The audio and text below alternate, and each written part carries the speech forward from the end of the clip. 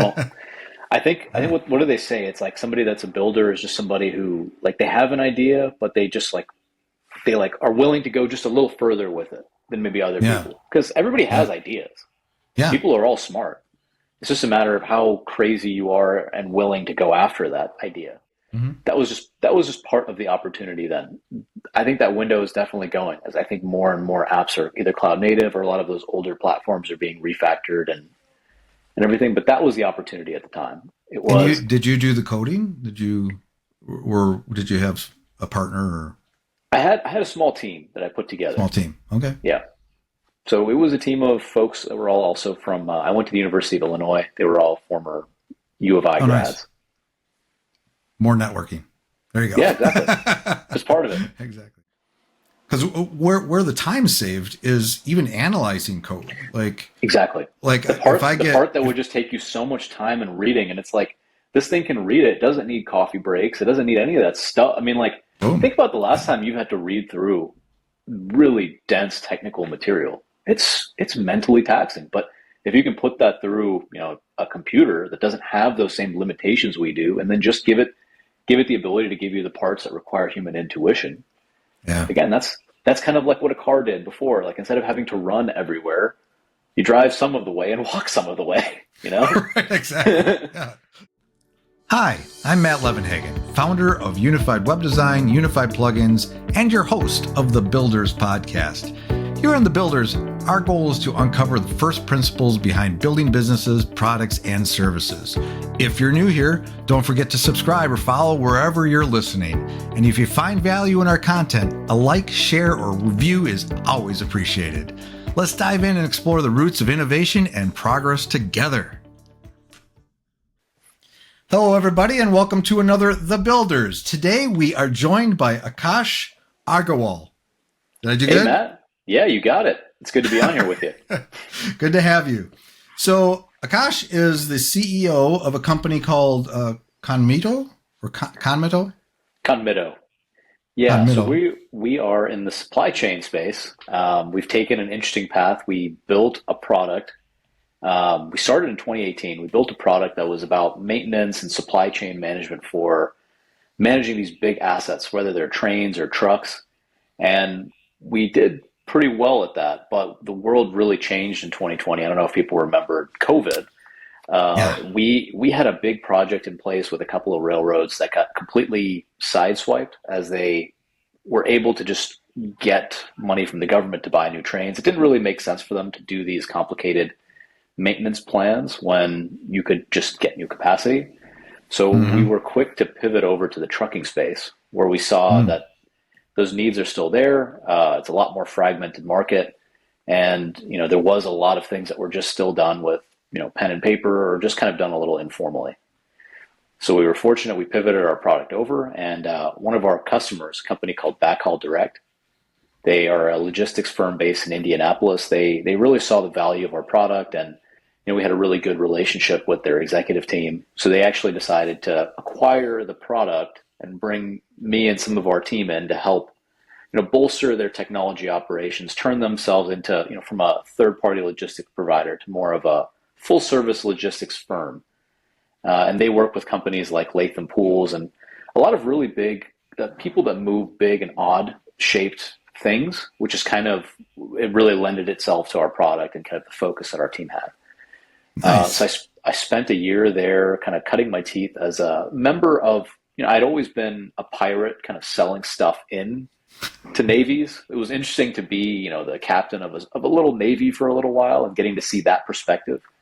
So many things that you think about when you're like an entrepreneur or a solo innovator. It's like, oh yeah, we could just rip this thing out and do this thing. And, everything just seems really easy. But then when you actually see, oh, well, thousands of users are going to actually use this technology that you deliver like today. And any update that you make has timelines and processes and all sorts of things that I think, a lot of it was a really great experience that I think took me from being, just a builder to I think a well-rounded, entrepreneur and technologist. And, while I was there, I did see a lot of problems in the logistics software industry. And I really started to see that it wasn't these big, mega solutions that were going to come in and solve things. Obviously there are really great solutions like, Flexport and Uber Freight that are doing things at a really broad scale. But Yeah. I started seeing that there was really more like micro apps and simple productivity improvements, whether it was using, the buzzword we're going to get into like AI, but also just simple technology digitizations that some of these businesses needed and they've just been putting off for so long. Wow. So we're going to be talking about big things today. I mean, obviously railroads and trucking. Those are big industries, big things you're doing. But it sounds like you're serving more of the smaller trucking companies and things like that.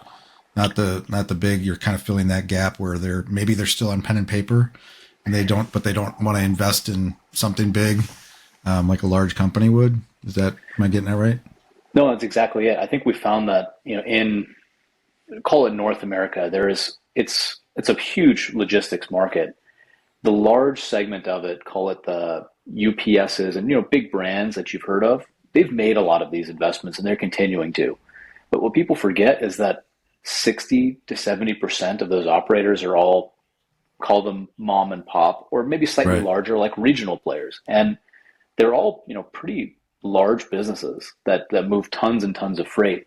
But those are the ones that are seeing now, and it's kind of getting exacerbated by labor shortages and a big, changeover in generation. So one big thing we're seeing with our clients is there's a handover happening between, it could have been mom, dad, or a dad and his brother, or a family that has started a business in the 70s or 80s, and now they're going through a generational transfer. And Mm. kids are actually taking over. Kids, people, my age, are taking over these businesses and saying, "Wow, we have this really great operating business, but I see we could improve it here. We could fix margin here. We could actually, do this with less people." And they're applying maybe some of these new things that they're seeing in other industries to, these massive kind of more stagnant industries, so to speak. Yeah, but I think if you're young, you're coming in, you're probably have grown up with tech, Exactly. and you're like, why are we still using the pen and paper or the pencil? Yeah, Exactly. yeah. So it's interesting. So let's rewind a little bit. I heard the word pivot in there, and I'm curious, like kind of the roots of this idea. Like, you were what were you doing before you said you were in the train, you were in the kind of the train industry or whatever, and you had built an app then to help them do logistics or whatever. Is that Yeah. yeah? Yeah. That was interesting. So I prior had been working on various fintech applications. I had done something around education technology, but it was kind of touching how it would be used for like banking and tools like that. I had done a retail app, but again, it was interesting because we were bringing together like Apple Pay and location services. And I was doing all of these things because that was kind of my, like what I had studied, with computer science and industrial Is engineering and that things like so? that. This is something you kind of went to Yeah, school for. This is I what had you wanted always to do. wanted, Yeah. yeah, I'd always wanted to do it. But then I think as I was working on these other problems, I kept seeing, you know, a lot of people are excited about these sexy problems, but I was Hmm. noticing how many things were really like before that t-shirt can get to you, for example, there were so many things that had to happen. And yes, you can get excited about Yeah. the payment and the blockchain piece of it there, which I think are all really fascinating spaces. But I started to see how much was broken behind the scenes. And I was very fortunate. I was in Chicago at the time, and I started to just meet people in the rail industry and the trucking industry. And I had been, working on all sorts of different tech things from before. And they were just showing me that maybe I should be looking here. And How they did you started, meet him? How did you meet him? Do you were just hanging out with that crowd? Like how, yeah, or just through connections? You just just through connections. I was very yeah. fortunate. So my girlfriend at the time, wife now, she was actually at a company called XPO Logistics. She was a Oh, former okay. banker, but she was in their kind of corporate strategy department. And I actually went to one of their Christmas parties in like 2016, 2017, and I actually just started meeting some of their executives. And I was just, I had been doing stuff in fintech, and they were just like, "Hey, Right. do you want a real problem? We got some real problems for you if you want to hear about it." And we ended up just kind of chatting a little bit more, and I started seeing how kind of fragmented the technology in that industry was. That's interesting because so what's fintech exactly? Financial technology. Financial technology. Okay. I knew that. No, I mean, No. they're all made up acronyms anyway. I had some, yeah, it happens to me once in a while. I'm talking to somebody like, I should know what that is. And then halfway through the conversation, let me just ask. No, so fintech, but yeah, but it's kind of interesting. I mean, I think all of us are in some kind of, or not all of us, but well, most of us are doing something. We have some experience, but to map that to like, having conversations with somebody and telling that you obviously were telling them what you do and having that conversation. And then they bring up these issues they're having and there's alignment and then the idea starts bubbling. Right. You're like, this would be a fun problem. These are fun problems. You found the pain points, which is always a good place to start. And then what's the next step though? Somebody you talk to is like, hey, let's have another meeting or let's talk about building an app or how did the next step go? Well, the next step was really just, it got me aware, and then I started seeking out more people. So we didn't necessarily start working with them by any means, but it was just more of, that was where the spark started. Right. And, being in Chicago, a lot of the big logistics companies, all the railroads have major offices there. So I kind of just started hanging out where those people were. I did have a friend who, was in the, he was a former recruiter, and he placed a guy many years back somewhere who eventually ended up at a railroad. And again, it's just sometimes this is what I always encourage entrepreneurs, right? It comes down to just building relationships. Yeah. Because right. I'm so prone to this. It's easy to just put your head down in the computer and start thinking this is entrepreneurship. It's building something. But the reality of it is it's meeting people and finding problems that they really have. That's 100%. Like I just had a conversation with somebody about this too. It was more about talking about how people they go to like webinars, seminars, they learn, they take this course and that course, and they never take the action. They never get out there. It's like the opportunities aren't just going to show up at your door or at your desk. You have to go out and actually start networking and talking to people, which is exactly what you did. That's why you're here. Well, I think what do they say? It's like somebody that's a builder is just somebody who like they have an idea, but they just they are willing to go just a little further with it than maybe other people. Because everybody has ideas. Yeah. People are all smart. It's just a matter of how crazy you are and willing to go after that idea. Right. To build something, you need to, everything has to align and you have to have those conversations and brainstorming and figuring out how you're going to approach it. So you did all that. And then what did that turn into? Like, what was the first product or what was the first service you provided? Yeah, it was a product called Conmitto Manager. So it was a tool that would allow you to ingest all of your assets. So picture locomotives, all the different components of it, all of the parts that would be needed to maintain them, and be able to build a plan around all of your locations and say, like, I have this many mechanics. I've got, Matt, Akash, and these folks at this location, these locations, even be able to build out their hours and availability. And with that, you can start building a plan for when and where and with what I want to maintain these things.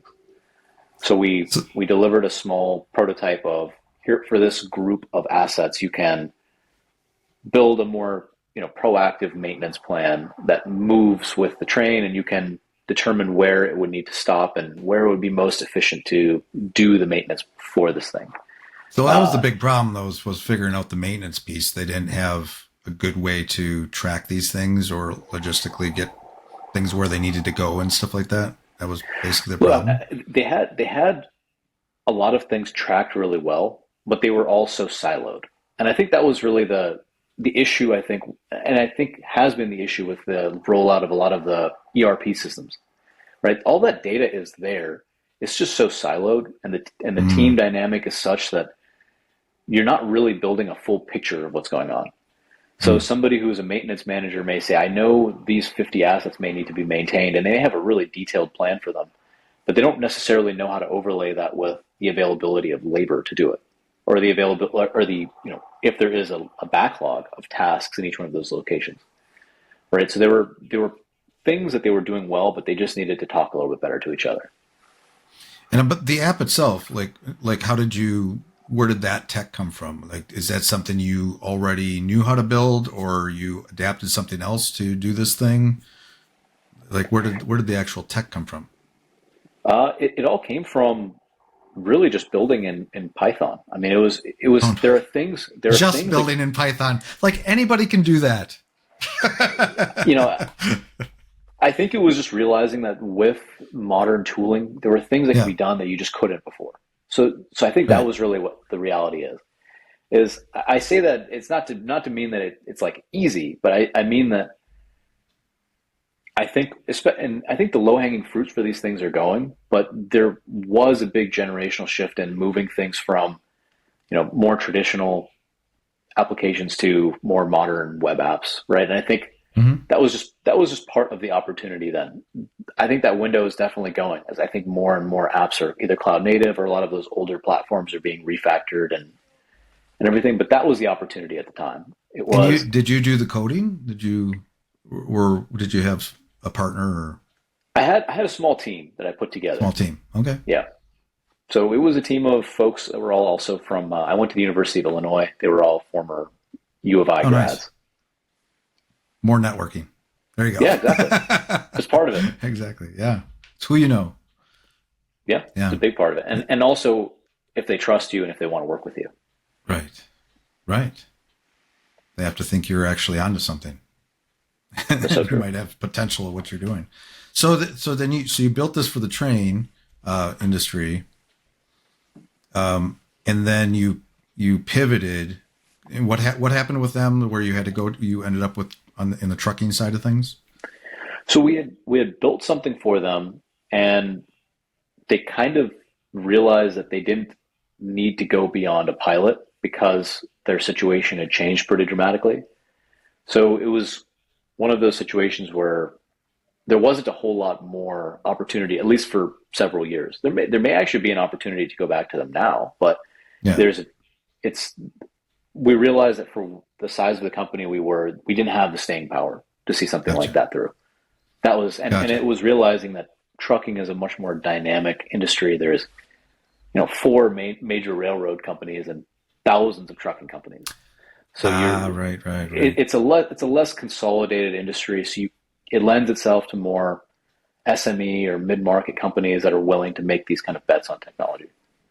So then you just adapted what you built, that prototype or whatever it was, to work with trucking companies and just their way of doing things.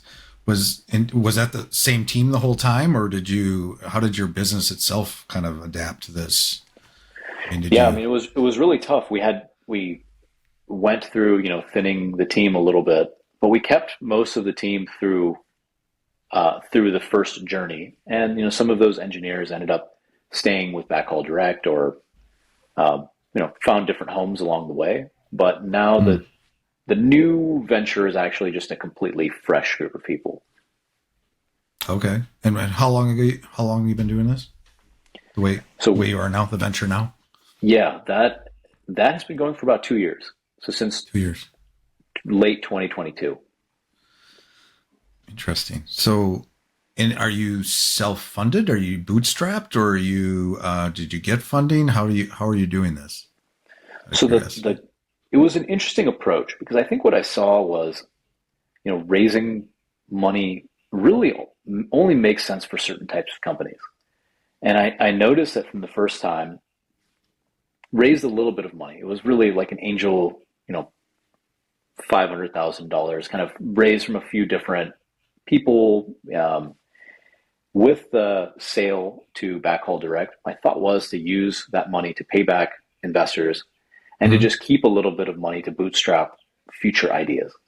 So my thought was that it becomes like a little bit more like a hold company where we can I can kind of direct the bet on where I see the opportunity in this market rather than needing to find capital. But I do think I'm not saying that there wouldn't be a time or opportunity that if it made sense to raise capital, I wouldn't do it.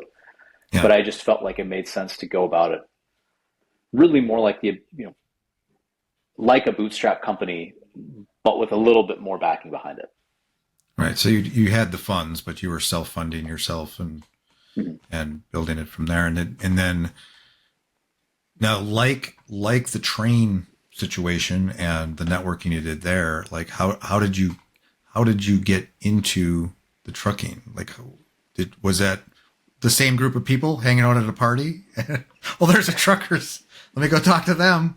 Or were you just, how did you identify the problem? I was very fortunate that one of the individuals that invested in the company, who was an attorney in Chicago, had become the president of Backhaul Direct. So he immediately saw the value of what we were doing and how it made sense with them. And they were going through a big transition with their technology organization at that time. So we saw that it made a lot of sense. And again, it comes down to relationships and knowing that this was a piece that they kind of needed at that moment. But it really just came down to a timing and right place, right time, really.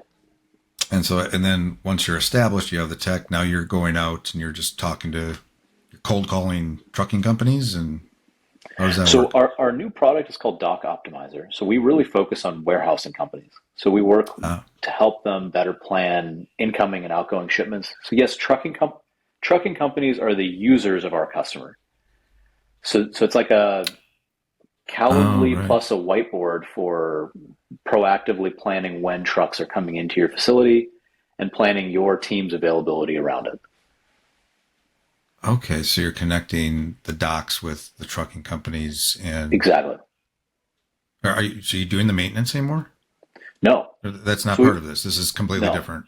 Exactly. So what I had seen when going and working with Backhaul Direct's customers, which were warehouses a lot of the time, and their partners, which were other trucking companies, I noticed that the dock was really the red ocean part of the whole industry. That was the part where there's tons of technology going on, but there were still people making a lot of phone calls, a lot of emails, a lot of whiteboards on warehouse, docks, right? Which when you see things like that, that's when you realize that's a low-hanging fruit. So I said, well, why don't we just make something that's a little bit like Calendly with a little bit of analytics in the back end so that you can, get a sense of who's coming late. Are there certain carriers that are a problem? Are there customers that have packages that are coming in with a lot of issues? Things like that. So you can better get a sense of that data in a streamlined way. So that was what really informed the building of Dock Optimizer. And we were really fortunate that a couple of Backhaul Direct's partners, those warehousing companies, I had relationships with them. They saw, wow, this could really help. We're doing a lot of this stuff manually, or we're either kind of doing something off the shelf and cobbling together, which was some of the case, or they were using tools that were within SAP and other ERP systems, but they were just so damn complicated. So we found that there was a niche to be found with mid-market players that couldn't get by with, just calling or emailing anymore, and weren't 50 plus warehouses that would justify spending millions of dollars to customize something. Excuse the interruption, but I'd like to take a quick moment to thank the sponsors of the Builders Podcast, Unified Web Design and Unified Plugins. At Unified Web Design, we specialize in crafting custom websites and providing comprehensive design and development solutions to help businesses build a strong online presence. Unified Plugins offers a suite of WordPress tools designed to help you create beautiful websites, enhance functionality, and drive conversions. Explore how these services can elevate your digital projects by visiting unifiedwebdesign.com and unifiedplugins.com. Now back to our program. So much of this is observation, isn't it? Just like looking at studying a business and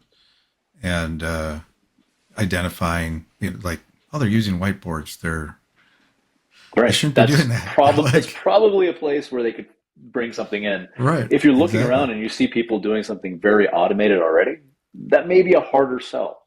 But when you see the gaps, right, that unless you find out that there is truly a reason why technology just doesn't work for that thing, which I think we're seeing around the world is not really the case. I think it's like if you have technology that's flexible enough, eventually all processes can work and be digitized in some way. But It just takes But time. like I said, though, you need somebody like you to fill in that gap, though. You can't have something like the large companies are going to have that stuff. Right. Small companies aren't going to be able to invest in it yet. I mean, there's a lot of, I've done some web design development, and we have, a wide range of different clients and stuff. And this conversation brings to mind, like, there's a manufacturer that we were helping out with a partner. They're a digital marketing agency. We're the web developers, and we were helping them improve their website and actually build an online presence. But up until that time, and this is probably 2 years ago at this point, everything was still paper. Like they literally was all phone, paper invoices. Now this is a pretty decent sized company. Yeah. They've been around for literally like 100 years. Wow. They were not in the 21st century yet. They were still, but it's been a very interesting thing to watch, because we built that store for them, and to see them, how they're going to step into trying to do things more on the digital side of things. But I would imagine that there's probably more companies than you can imagine, or opportunities like this, like you're talking about with trucking companies, where they are still doing a lot of stuff manually, and there's your opportunity. Yeah, and I do think that in the next 10 years, it's going to be a big shakeout of the companies that don't do that are probably they're either not going to be here or really struggle to be around. Yeah. Because I think as we look forward, I really do envision things are just going to need to get more efficient, right? Otherwise, costs are just going to continue to go up, right? Raw material costs continue to go up. Labor is going to continue to go up. So if you can't operate in the 21st century, it's going to be a big challenge. And with technology, I mean, it's got to be getting easier too. We haven't talked about AI yet. Like, how is AI fitting into the picture? I mean, obviously, that's got to be baked into your app in some way, or how are you using that new technologies? What you're doing? Yeah, absolutely. So, I mean, AI is touching everything from, helping with BOL uploading, so bill of lading uploading, being able to take and, before, instead of somebody having to really type everything out, imagine just being able to upload things and fields getting automatically populated. And right, it's and again, I really do see it, especially in these spaces, as they're going to be tiny workflow enhancements. They're not going to be fully getting rid of things. I know. I think in certain places, the agentic AI future and all of that is going to happen, but I think in a lot of places it's just going to be, oh well, wow, I did this thing in 30 seconds that used to take me 20 minutes, right? And we're seeing that with creating more automated reports where you can get updates and things that you just couldn't really get before, because you would have to set like a threshold, right? And it's a lot of little things that we're seeing and unlocking. Yeah, and you're doing that within your app, the ability to upload things and stuff. Mm-hmm. Yeah, I mean, I just talked to somebody that's he builds cheap. Well, it's like his new thing. He builds GPTs, and he works with businesses to help them build GPTs, custom GPTs, like just that do little things. And we're talking about how narrow they need to be, and they do this specific thing, like a SWOT analysis or something that steps you through something, but like. To your point, like a lot of it's just those little tiny, just one thing, one little process it improves, but it's accumulative. In my agency, my business, I use AI all the time, and I have those custom GPTs to do simple things. And like sometimes it's a screenshot. Sometimes, whether it's accounting or it's something related to web development or whatever, I drop a screenshot in, and it just turns that into a table or does something with that data. Yeah. It's amazing. Yeah, it truly is. And again, I think that's really the big thing. And, this is probably one of those often quoted lines now. It's not going to be AI that takes people's jobs. It's going to be somebody using AI, right? It really is just, it's like, and the big funny thing I think about, because I had an interesting conversation with some people recently that were very skeptical about AI. What are we going to do in the future when, nobody has work anymore?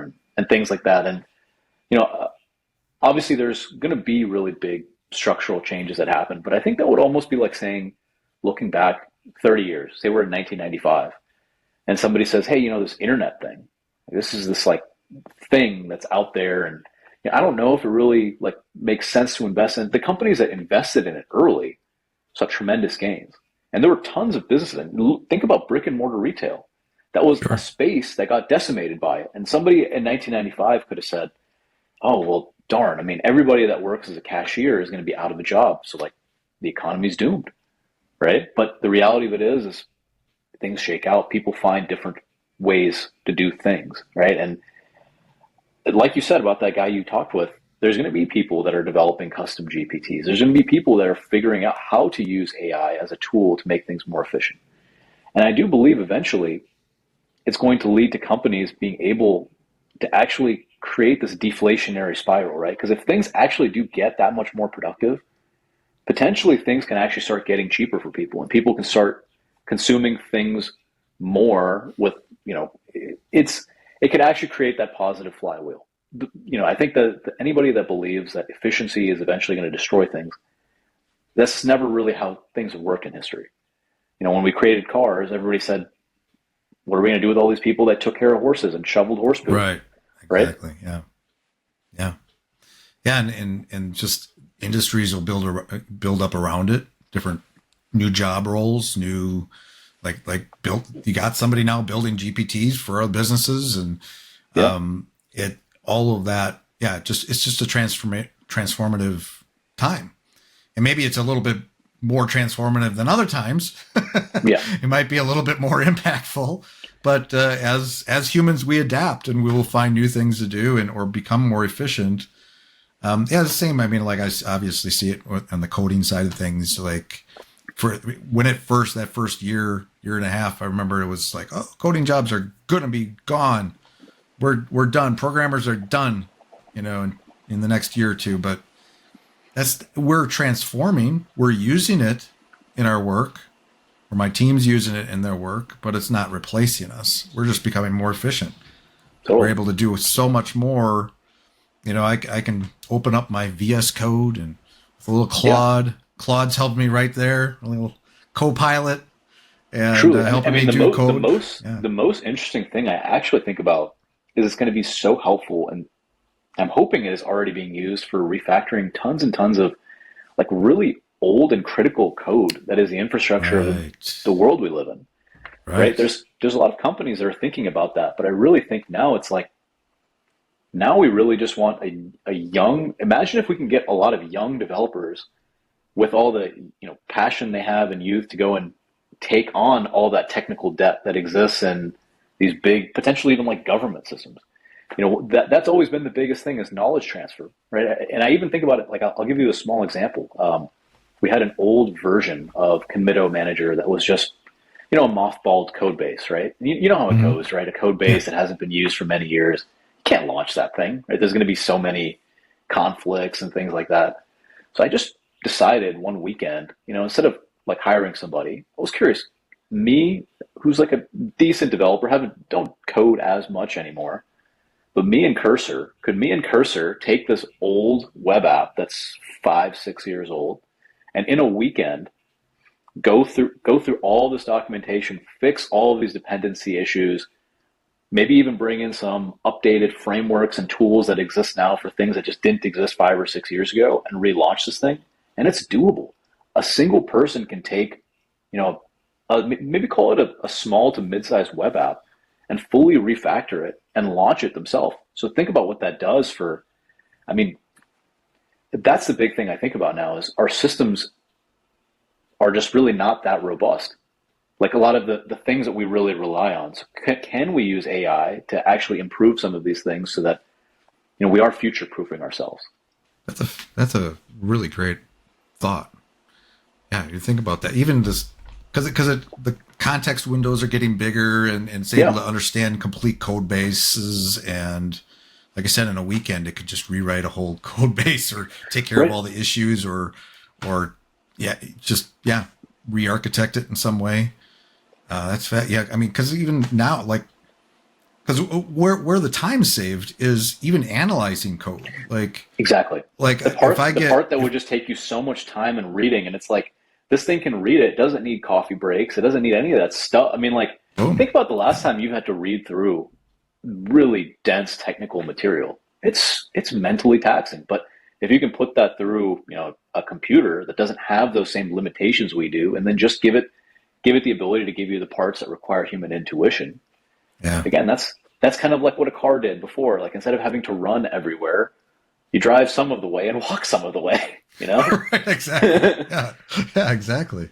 Yeah, and it's incremental. It's happening fast, but it's the other thing, the other piece of this too is I had somebody reach out to me on LinkedIn this past week, and they're struggling. They're like they're looking at the economy. They're looking at all this. They're like, what are you hearing, Matt? What's going on? I'm like, and I think about, what I'm doing and what my partners are doing. And I think about, is AI replacing things? Is things changing? How is it changing?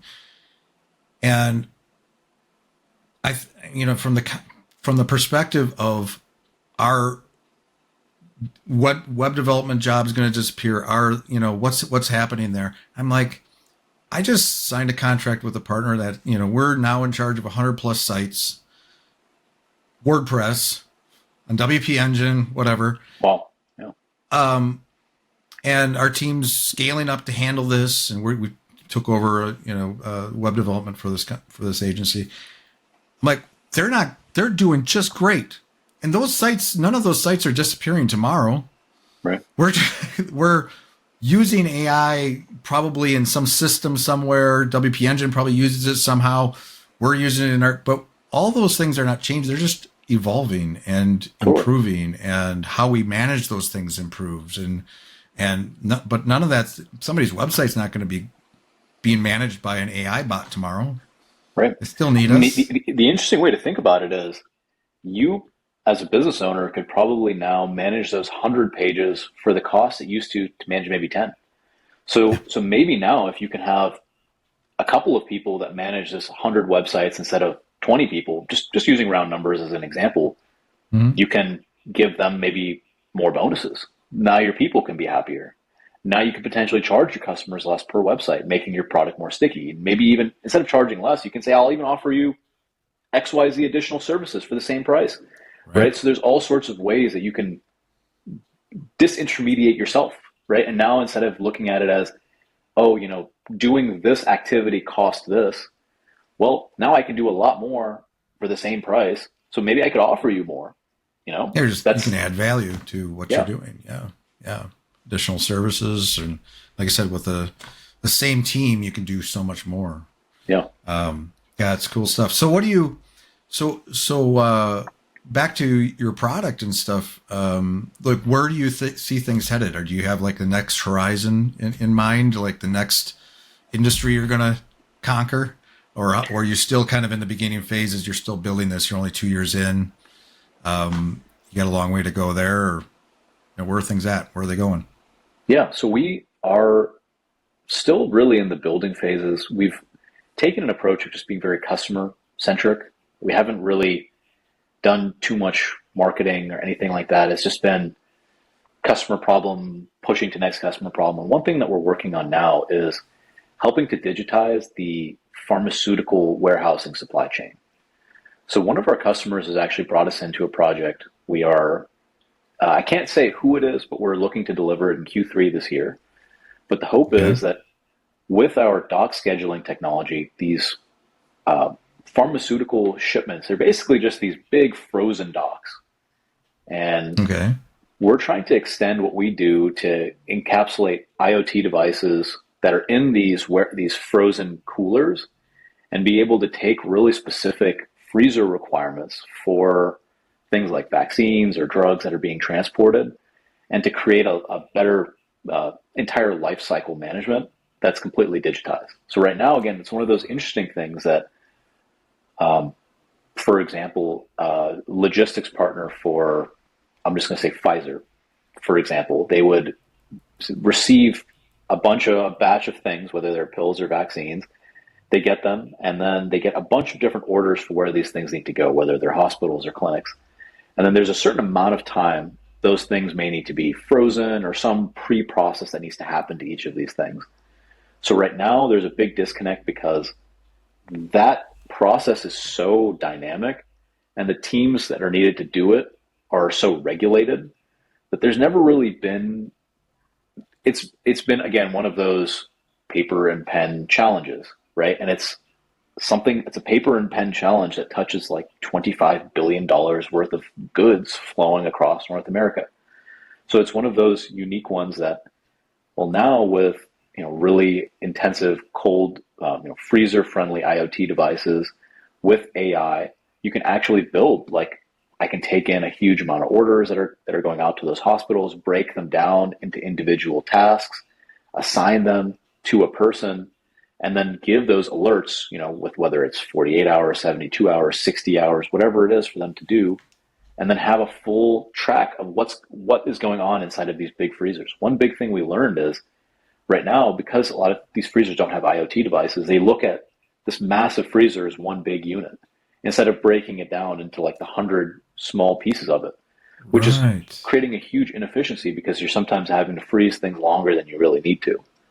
Explain to Just somebody small. that's listening that doesn't know what an IoT device is. Yeah, an IoT device is an Internet of Things device. It's like a, a small tag or a chip that'll go on something that's programmed to give some piece of data. In this case, it's temperature and humidity, but it could be things like vibrations or cycle count or anything like that. Okay, cool. So this is like the next, like, again, you were having a conversation with somebody like pharmaceuticals. Well, Let again, me introduce you to that guy over there, and now you're solving a problem over there, which is awesome. Applying the we were same really tech. fortunate that we started with customers that were in a little bit of less regulated industries. So things like, electronics and auto parts and things like that are obviously important, but Right. they don't quite have that same scrutiny as a pharmaceutical. And we gained a lot of trust. And we've helped. I think it's about 1 million loads have been tracked on our system. So we Nice. decided to take this approach of let's just do things for customers that really see the value in this, that were really manual. And we were fortunate that some of them had introduced us, and actually some of them even have these parts of their business that they've always just looked at as, yeah, we don't really mess with that. But it took a couple of years, and some of them are saying, all right, well, maybe we'll give you that. We trust you. You've done this for us for so long. And again, I think that's a big part of entrepreneurship too, is you can't, and part of the reason why I found self-funding, especially in this environment, better, because you can't buy time. Hmm. It takes a certain amount of time to get trust with Right. a customer. Yes.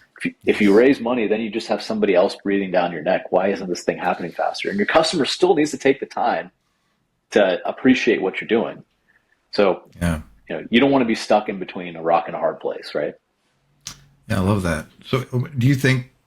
I mean, what is your take? Like, if there was a big lesson about bootstrapping and doing it this way, like, what advice would you give somebody if they were wanting to kind of do their own thing? And Yeah. you know, I mean, with capital availability at the really early stage, drier than it has been for a long time, I think, I look back a generation ago, I was really fortunate. My dad was a serial entrepreneur. He started and sold some enterprise SaaS companies based in Silicon Valley. I got to see him go through it, and he started in the 80s. And at that time, there wasn't really a VC ecosystem, especially for anything early on. sure. And I think what I saw at that time is if you're interested in something, you learn it as much as you can, and you kind of get a role like consulting in that industry, and you gain a lot of trust from people, and then learn something, and then you develop something because that's the only way that you're going to have a solution that somebody's going to buy into. It's very hard to go to somebody, a major company, and say, hey, just bet on this thing with me. But Sure. if you maybe present yourself as an expert, maybe this is the advice I'm giving a lot of entrepreneurs is, take the passion and skill set you have for development, AI, whatever, blockchain, whatever it is, and try to go find a role in industry, in some way that you can, whatever it is that you can really grind your teeth there and learn and meet people, and maybe look at this as something that you can build in your nights and weekends, or I mean, ideally, if you can get them to help invest in the project, but that may not happen. So Yeah. my thing is keep going for learning, keep going for building a network, because if you have a good insight and you have people that'll buy into, you can find everything else afterward. That's actually a great lesson. I can kind of, like, I think back of all the businesses I've had over the decades and things I've done. And there's been a few businesses where I just kind of dove in. I had no business at all in that business. Like I was learning I learned by diving in, but in the business I have now, my agency, the roots are that I went to go work for a company for like 3-4 years and for a corporation as their web developer, and learned how to build a tech team and learned how to do all those things and was able to focus on my craft. And that has paid dividends. It's been, it's really informed a lot of what I've done now, going back to business after that experience and applying a lot of that. And I think that's, if you, like you said, if you have something you're passionate about, don't be afraid to go work for somebody or, learn and then the opportunities will present itself if you network, right? And talk to people and put your ideas out there. And it's good stuff. Because the big thing I don't like to hear from an entrepreneur is that they're like waiting forever, chasing funding. Like, oh, I'll do this when I find this, but it's never going to happen for you. You have to put yourself out there, whether it's if you're technical enough that you can build something yourself and start trying to get people to use it, or if you're not as technical and you need to kind of get the business buy-in, you got to just do which one fits your skill set. Yeah. And then you've done something you can actually, that's going to help you sell your next adventure or whatever. Exactly. Next, whatever. So if somebody wants to learn more about what you do, or they want to reach out to you, they've loved what you're saying, or they just want to ask you a question or whatever, where can they find you on the World Wide Web? Yeah, so if they want to learn more about Conmitto, we've got our website. It's Conmitto, CONMITTO.io. We did that whole in-out thing. If you want to reach out to me on LinkedIn, my name's LinkedIn. I think my handle is AKAGARW, so like the first part of my first name and last name. Would love to chat with people there. And I can, Matt, if I can share my email address or however, I'd love to answer questions people have. Whatever you want to do. And we can do that, or they can just reach out to you on LinkedIn too. That always works. Perfect. That's my home away from home too. So, So, all right. Well, thanks for joining us and sharing your experience and insights and your journey. It's been really fascinating, Akash. And until next time. Thanks, Matt. It was a lot of fun. Thanks for tuning in to this episode of the Builders Podcast. One more quick note about our sponsors. At Unified Web Design, we're passionate about doing better together, partnering with agencies and businesses to deliver exceptional web design, development, and ongoing support. And Unified Plugins offers tools to take your WordPress projects to the next level, helping you build beautiful websites, enhance functionality, and drive more conversions. If you haven't already, subscribe or follow to stay updated on future episodes. And if you enjoyed today's conversation, sharing it with somebody who might benefit helps us grow this amazing community. Until next time, keep building with intention and creativity.